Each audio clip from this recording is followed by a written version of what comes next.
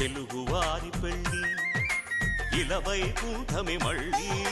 సంప్రదాయమే సౌందర్యంగా సాగుతున్న పెళ్ళి ఇది తెలుగువారి పెళ్ళి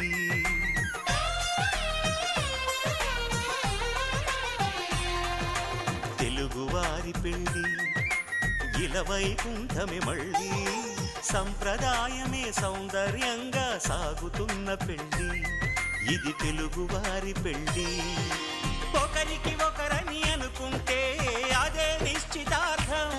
ఆ నిర్ణయానికి తలవంచడమే పెళ్ళి అంతరార్థం